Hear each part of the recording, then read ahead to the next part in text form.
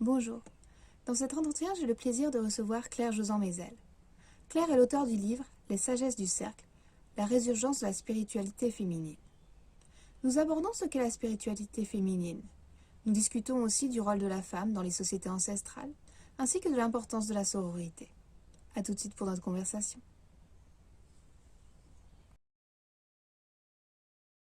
Bonjour Claire, je suis ravie de te recevoir.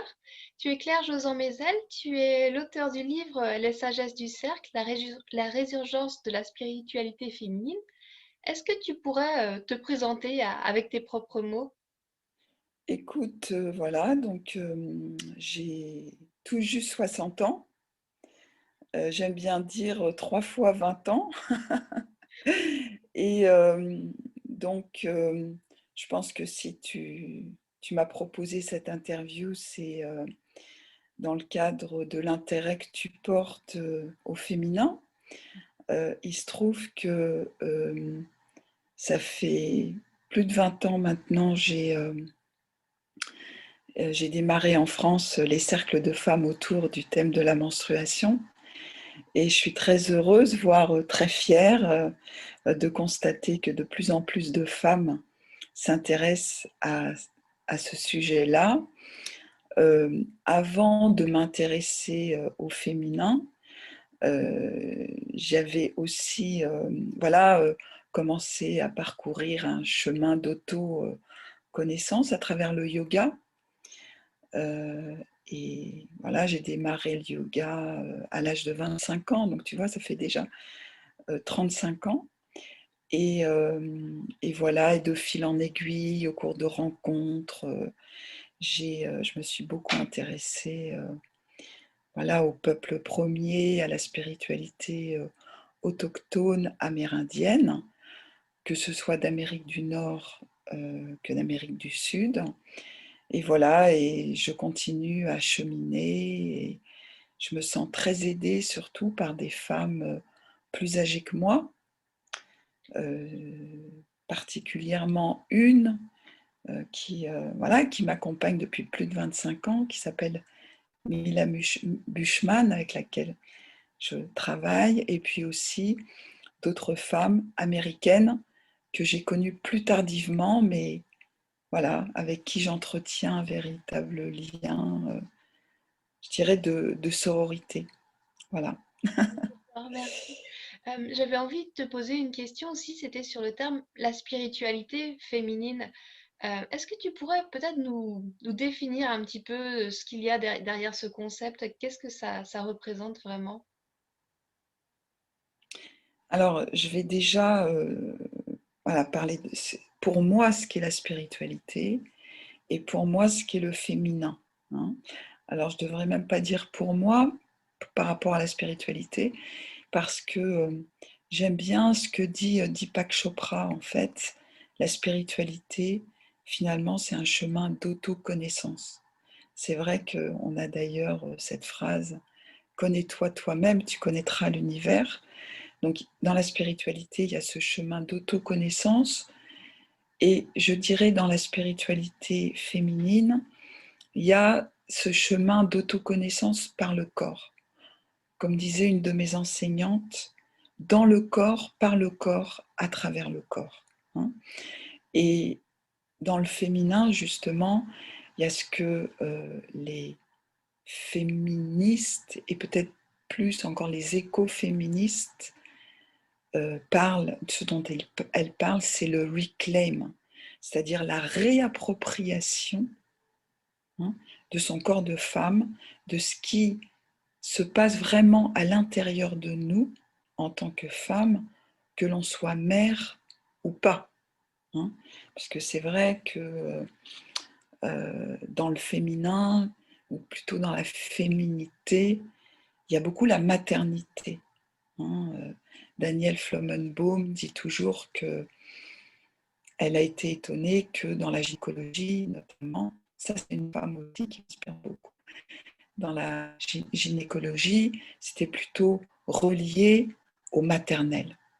Alors que justement, elle est allée dans une gynécologie plus reliée à ce qu'est une femme, vraiment, hein, à ce qui caractérise une femme. Donc, la spiritualité féminine, c'est comment, au cours de notre vie, on va se réapproprier ce qu'une femme néo-zélandaise appelle la menstrualité, c'est-à-dire les 4 M, les ménarches, vraiment nos premières règles, comment on va aider nos jeunes filles, nos filles, les jeunes filles de notre entourage, à vivre ce moment très important, les premières règles, parce que là, on va dire à la jeune fille, maintenant, tu es porteuse de vie. Et dans ces sociétés traditionnelles, justement, la femme était à la fois magique et sacrée parce qu'elle portait la vie. Donc, voilà, cette réappropriation de ça. Après tout, je continue dans ce qui est la menstrualité, les cycles menstruels, notre côté cyclique, cette sagesse cyclique, cette sagesse menstruelle que nous portons en nous, parce qu'on est à la fois relié à la lune, du fait de ces 4 phases du cycle menstruel que nous traversons tous les mois, mais aussi relié à la Terre. Nous sommes cette femme changeante, changing woman. Et cette femme changeante, c'est la déesse mère. Nous portons tous les mois en nous les cycles de Dame Nature, c'est pas rien. Avec en plus ce cycle de vie, mort, vie que nous portons. Donc c'est vraiment, c'est à la fois sacré et complexe d'être une femme. Donc c'est cette réappropriation de ça, avec comme 3e M dans la menstrualité, le passage de la ménopause, comment on va juste les années de maturité de la femme. Donc, je dirais que c'est ça, la spiritualité féminine.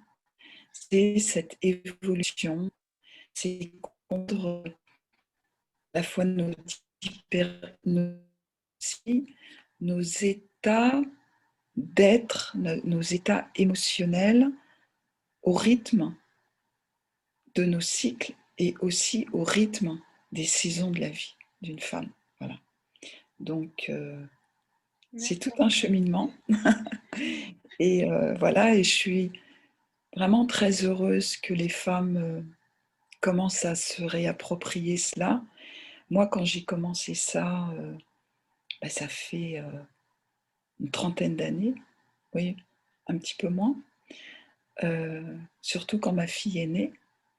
Ma fille est née. Voilà, j'ai commencé à m'intéresser à la cyclicité de la femme pour après m'intéresser plus spécialement justement au temps des lunes et à ce pouvoir visionnaire des femmes durant ce temps de lune. Voilà, donc dont on reparlera peut-être un petit peu plus tard si tu le souhaites. D'accord, oui. Avec plaisir. Peut-être d'abord, tu parlais du terme réapproprier. Est-ce que tu penses que le corps de la femme, on l'a dépossédé ou alors c'est par peut-être le temps dans lequel nous vivons ou alors c'est un cheminement de s'approprier son corps. Il y a des sagesses anciennes que nous avons perdues dans le monde actuel occidental peut-être? Oui, enfin, ça c'est clair. Enfin, déjà, cette espèce d'injonction qu'avait la femme de devenir mère, souvent. Donc, ça ne veut pas dire qu'on oublie le corps, mais ça veut dire que déjà, on réduit sa place à ça. OK ? Et ce qui est quand même assez intéressant aussi, c'est qu'en réduisant le côté, en réduisant la femme à la maternité, on a, ce qui est assez étonnant aussi, réduit ou plutôt déprécié les qualités maternelles. C'est ça qui est étonnant. Et pourquoi? Je ne sais pas. Parce que justement, dans cette spiritualité féminine, la réappropriation de notre corps, ça passe aussi par la réappropriation de valeurs féminines et de valeurs et de qualités maternelles, c'est-à-dire prendre soin de soi. C'est-à-dire que finalement, la mère, elle doit prendre soin de ses enfants, mais elle a oublié aussi de prendre soin d'elle.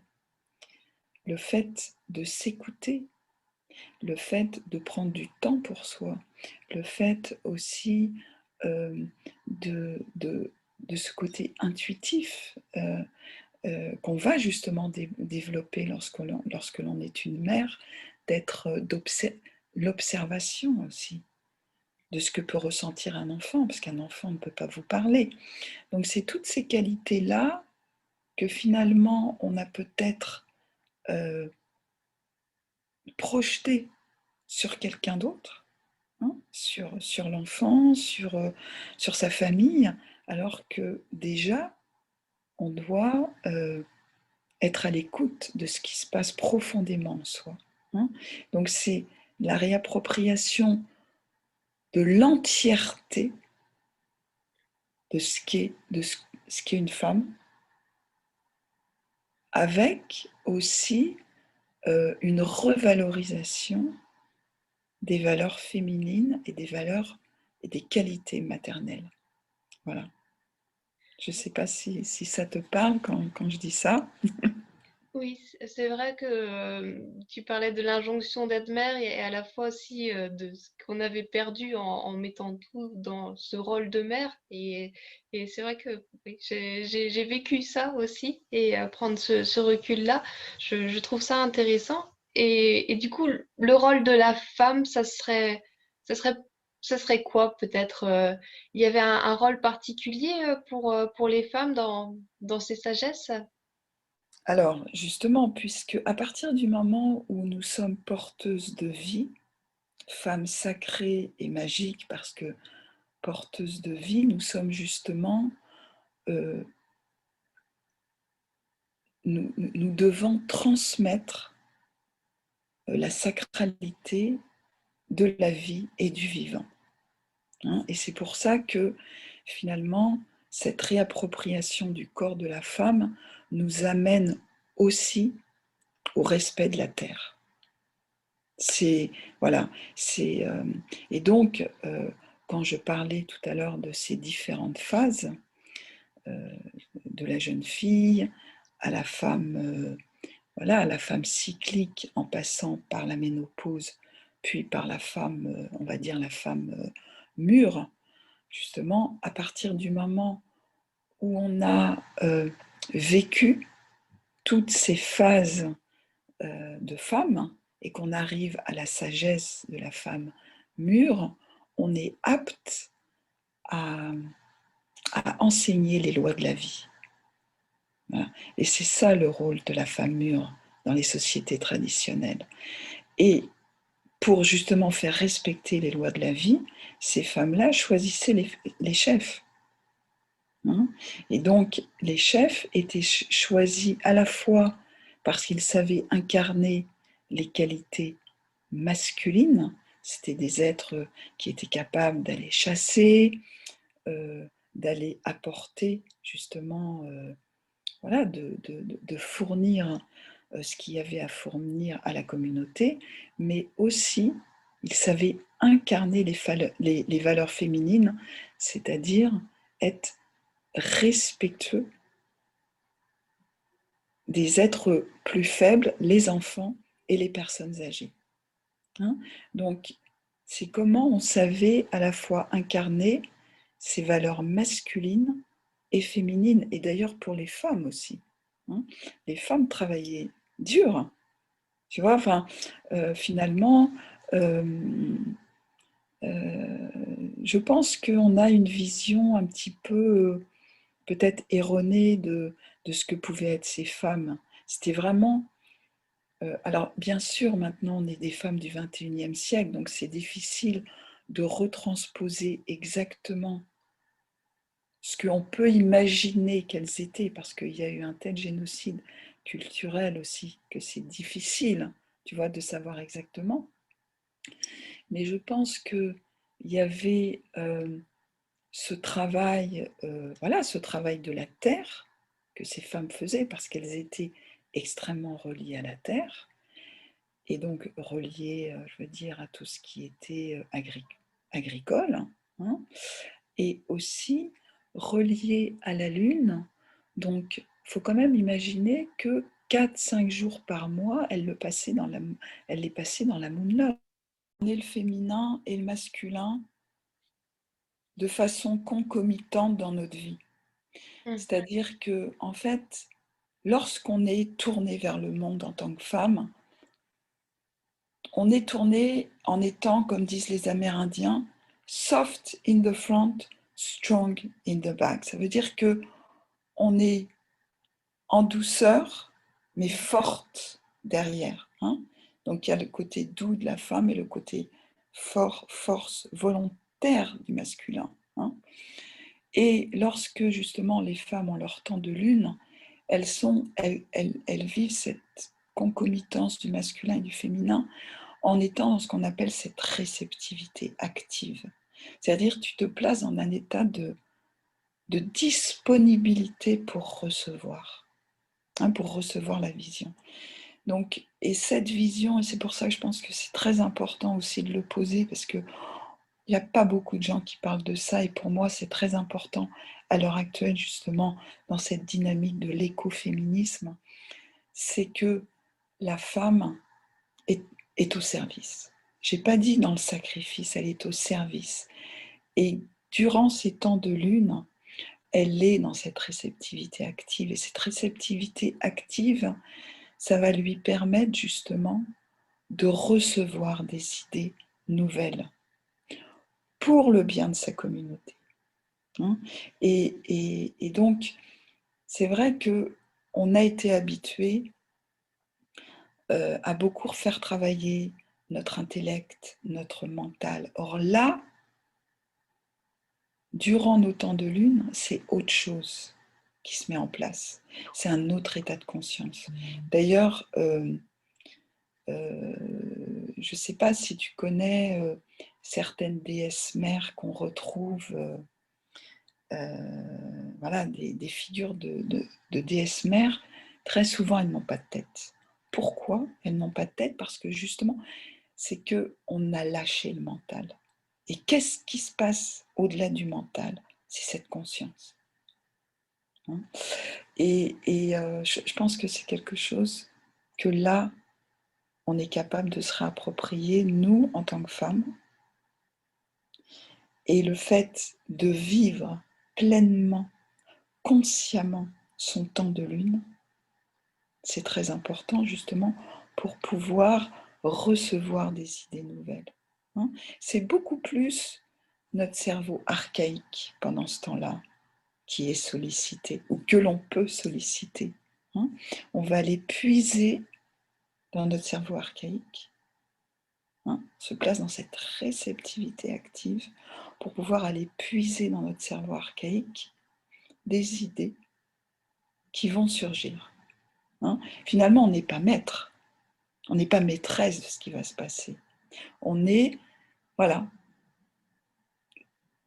on se met dans notre féminin, dans ce côté réceptacle du féminin. Voilà. Je pense que c'est important. Et les femmes plus âgées sont là pour aider les jeunes femmes, justement dans ce processus. Et justement, par rapport à ces femmes de la maturité, dans notre société actuelle, elles sont peut-être mises de côté un peu rapidement. Est-ce que tu aurais des idées, des envies pour leur redonner leur place? Comment tu verrais cela idéalement, toi? Alors écoute, moi je me rends compte, oui, que malheureusement, il y a pas mal d'aspects du féminin qui sont un petit peu tabous encore dans notre société, bien qu'il y ait des tabous qui sont en train de se lever. Moi, c'est vrai, c'est pour ça que je suis très contente par rapport au tabou des menstruations, hein, qui est en train de se lever. C'est pour ça que j'avais aussi envie de poser ce côté réceptivité active qui est importante de donner. Je pense que justement, lorsque l'on est aussi enceinte, il y a quelque chose de très très profond, une sagesse profonde, hein, qu'on peut aller vraiment rechercher, voilà, durant notre grossesse. Et je trouve ça très dommage que la plupart des jeunes femmes ne puissent pas profiter de ça pendant qu'elles sont enceintes. C'est un peu, enfin, je trouve ça très très regrettable.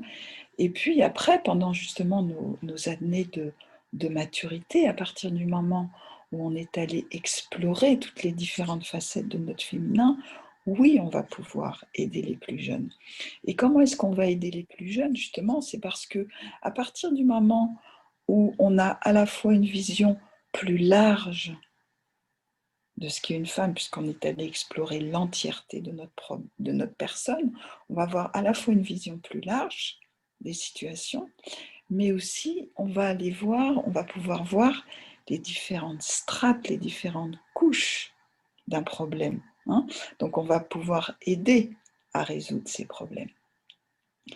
Et donc, je pense que ça c'est important aussi, que les femmes plus âgées valident leur expérience de vie. Ça c'est hyper important, hein. Et ça, il n'y a personne qui peut le faire pour elles. C'est quelque chose que, voilà, moi je me souviens, vers 50 ans, je me suis dit, bon, je me suis assise et je me suis dit, ça a été quoi ta vie? Qu'est-ce que tu as appris? Qu'est-ce que tu peux maintenant transmettre? Voilà. Et c'est vrai qu'il y a tout le chamboulement de la ménopause qui arrive, et oui, mais en même temps, c'est notre âme qui vient nous donner un petit coup dans le derrière pour nous dire, bon alors maintenant, tu vas vers ta vraie mission de vie, et tu as quelque chose à apporter aux autres.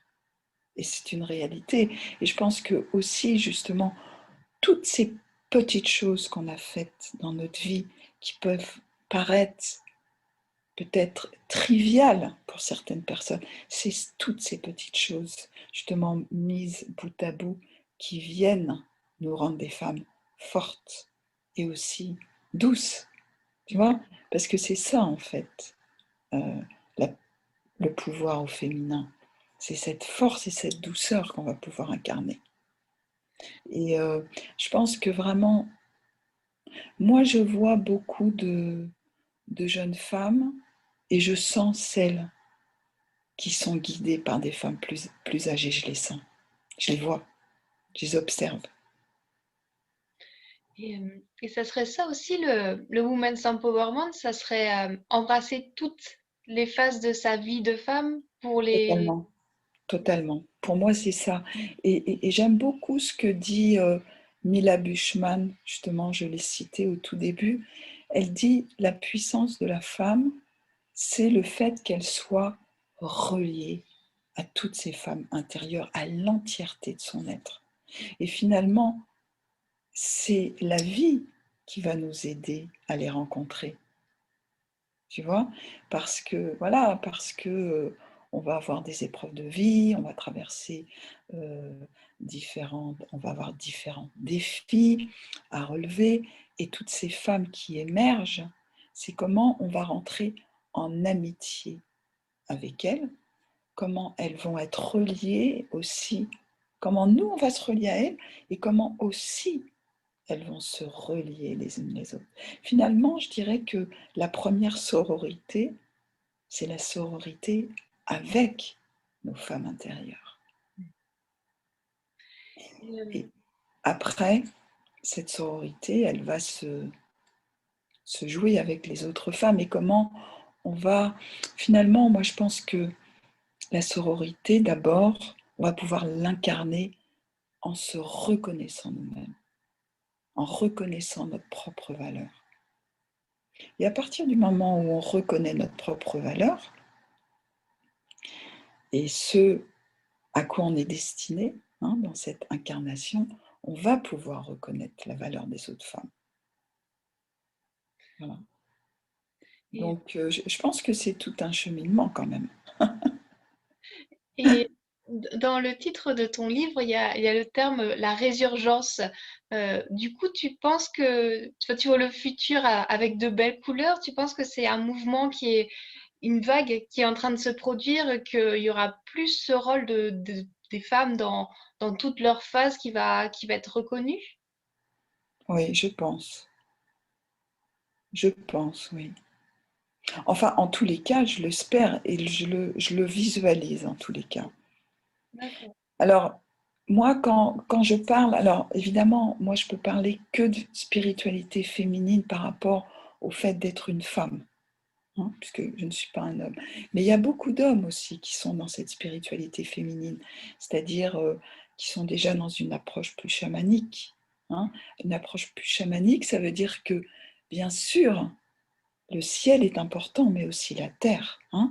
On a dans les différentes religions, ce qu'on appelle les religions du livre, enfin, je veux dire, on s'est tourné vers le ciel, notre Père le ciel, mais il y a aussi notre Mère la terre, notre Père qui est aux cieux, mais aussi notre Mère qui est sur terre, hein. Et ça, c'est cette spiritualité féminine, c'est aussi bien pour les hommes que pour les femmes. Mais puisque nous sommes des êtres différents, forcément, on va la vivre différemment. Mais oui, je crois que la spiritualité féminine va permettre aux femmes de reprendre un autre rôle, hein, d'aller justement, de pouvoir aider les hommes, de pouvoir guider les hommes. D'ailleurs, les femmes dans les sociétés ancestrales étaient dans les Moon Lodge et les chefs venaient les consulter lorsqu'elles sortaient de la Moon Lodge en disant « Qu'est-ce que vous avez vu? Qu'est-ce qu'on va faire ?» Vous voyez? Tu vois, donc il y a quand même, ça c'est un rôle politique de la femme, un rôle de consultation, hein. On dit que lorsqu'on a des décisions à prendre, c'est important qu'il y ait des femmes, parce que justement ces femmes vont avoir une vision plus large. Les hommes sont plus dans le directionnel, on va dire que le masculin c'est plus le directionnel, et le féminin c'est plus le dimensionnel. On a juste besoin des deux. Et dans cette spiritualité féminine, justement, le dimensionnel, le côté circulaire est important, hein. Donc, c'est comment on va manifester ces deux aspects en nous, déjà, et autour de nous. Là, c'est comment on va se positionner dans la vie. Certes, on a des choses à réaliser, mais ces choses-là à réaliser, elles vont partir de ce qu'on appelle ce féminin profond. Pour aller vers ce masculin actif, il va vraiment être ancré dans le féminin profond. C'est vraiment notre voix intérieure qui nous guide et qui nous dit « oui, c'est par là qu'il faut aller ». D'où cette importance de vraiment prendre du temps pour soi, d'être dans ce soi à soi qui est le féminin profond. S'écouter, ressentir ce qui est vraiment juste pour soi. C'est pas du tout égotique ni égocentrique, bien au contraire, puisque c'est pour aller poser l'acte juste pour sa communauté, pour le monde, pour la société. Et c'est pour ça que c'est important qu'il y ait une belle harmonie entre le masculin et le féminin. Ce sont de belles directions en tout cas. Et aussi, j'avais envie d'aborder un sujet en début de l'interview. Tu parlais de la connexion au corps, de l'écoute de son corps et du yoga.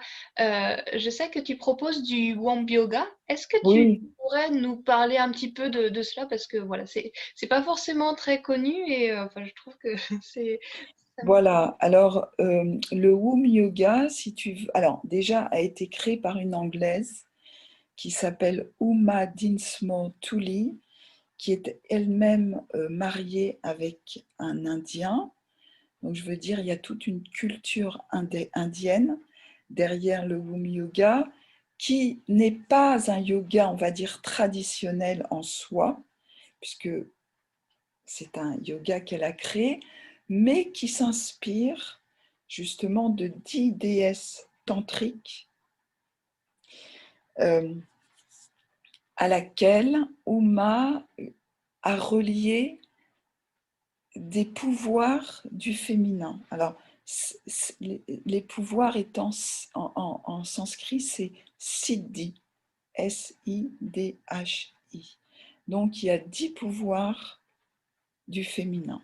Alors, il y a les ménarches, il y a la sagesse menstruelle, il y a le fait de se relier justement à cet utérus cosmique, il y a la maternité, il y a le postnatal, voilà, je pourrais plus te citer exactement les 10 pouvoirs au féminin, et comment nous, à travers justement des mouvements très fluides, qui vont beaucoup travailler l'articulation sacro-iliaque, hein. Dans le Wum Yoga, on fait beaucoup travailler voilà, cette partie de notre corps. C'est comment on va ramener l'énergie de la Shakti là où elle aime le plus résider dans notre utérus. Uma dit que nous, les femmes modernes, on est des seaux percés, hein, des leaky buckets, tout le temps en train d'aller à droite, à gauche, etc. Alors que ce qui est important, justement, c'est de ramener l'énergie de la Shakti dans l'utérus. Et je pense que ça, c'est très important. Et voilà, moi, c'est ce que je tente de faire, justement, pendant ces cercles de Wum Yoga, parce que le Wum Yoga, c'est vraiment un yoga qui est fait pour les cercles de femmes. D'accord. Donc, moi, je ne donne pas des cours de Wum Yoga, c'est à l'intérieur d'un cercle de femmes, un cercle de Wum Yoga, dans lequel je donne des enseignements, justement, sur ces différentes déesses, sur comment on va pouvoir s'inspirer d'elles pour incarner des aspects de notre féminin, comment on va pouvoir justement avoir des pratiques de Wum Yoga. D'accord, merci. Et tu aurais peut-être un conseil à donner à une auditrice qui écouterait cette interview et qui aurait envie d'avancer un petit peu pour reconnaître toute la sagesse de son féminin? Est-ce qu'il y aurait peut-être un premier pas à faire? Écoute, moi, je pense que le ou les premiers pas, c'est de vivre ces lunes consciemment. À chaque fois qu'on n'a pas vécu un de ces temps de lune consciemment, finalement, c'est du temps qu'on a perdu. C'est justement, tout à l'heure, je parlais de cet utérus cosmique de Wakan, hein, dans lequel il y a toutes les potentialités.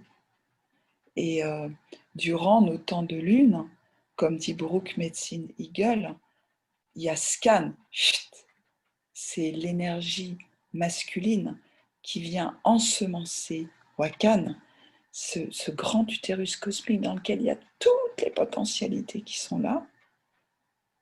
Et le fait de se placer dans cette réceptivité active, on va recevoir une idée. Hein? Et voilà, et c'est quand même intéressant de voir combien beaucoup de traditions très anciennes, je veux dire dans la Bhagavad Gita, dans le Tao Te Ching, dans la Kabbale, on parle justement d'un utérus cosmique, doré, obscur, mais certes très lumineux, qui a créé le monde. Donc c'est ça, c'est cette sagesse-là à laquelle on peut se relier, nous les femmes. Personne ne peut le faire à votre place. Je veux dire, vous pouvez aller à tous les ateliers du monde. Si vous ne vivez pas ça, ce soi à soi, je veux dire, Il n'y a rien qui va se passer. Parce que cette sagesse-là, elle descend pour nous. Elle va descendre pour toi, Claire-Vie, pour qui tu es. Finalement, c'est l'appel de ton âme qui est là. C'est ta grande histoire à toi. C'est ce pourquoi tu es faite qui va s'incarner en toi quand tu as tes lunes. Et ça... Merci pour ce conseil, Claire. Oui. C'est important. C'est pour ça que j'aime bien aussi cette tradition amérindienne parce que il n'y a pas de hiérarchie. C'est un cercle. On est relié au cercle de la vie. On est relié au temps, voilà, au temps cyclique, au temps organique et aussi au temps cosmique. Et donc, comme il n'y a pas de hiérarchie, enfin, si on a une, c'est la hiérarchie de l'âge. Et ça, je pense que c'est très important de se la réapproprier, cette hiérarchie de l'âge, pour les hommes comme pour les femmes. C'est l'expérience de vie qui est importante. Merci pour ce conseil. Et j'avais envie de te poser peut-être une question plus personnelle. Vers quoi se porte ta curiosité en ce moment? Est-ce que tu as des projets particuliers que tu as envie de réaliser à moyen terme? Alors, il se trouve que, bon, moi, j'ai pas mal bougé dans ma vie, voilà. J'ai eu la chance d'habiter l'étranger, l'Angleterre, l'Espagne aussi. Et j'ai souvent fait des allers-retours entre le nord et le sud.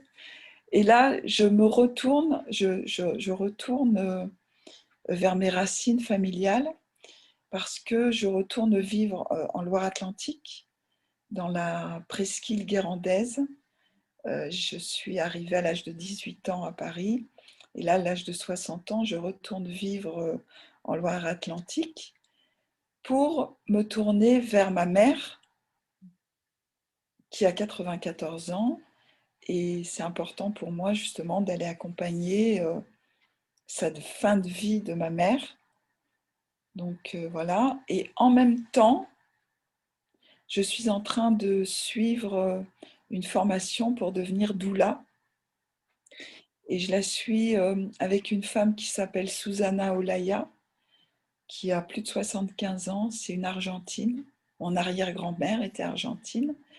Et donc, je suis en train de faire justement un peu ce grand écart qu'est la vie, d'aller accompagner ma mère vers ce passage de la mort et aussi voilà, de revivre consciemment ce qu'ont été mes maternités pour pouvoir justement aider les femmes plus jeunes aussi dans ce passage de ce qu'est devenir mère. Donc, ce sont mes projets de vie justement actuels de ce qu'est la vie d'une femme. Je me souviens quand je devais avoir une vingtaine d'années, on avait fêté les 90 ans de ma grand-mère et un de ses petits-enfants lui avait dit, c'est ça le rôle des femmes, c'est les passages, justement, il parlait de sa grand-mère en disant qu'elle avait aidé à vivre, justement, à donner la vie et aussi à aider à mourir. Et je pense que ça aussi, ça fait partie justement du rôle des femmes et du rôle... voilà, et c'est quelque chose aussi que Mila Bushman et moi, on a envie maintenant de faire ensemble.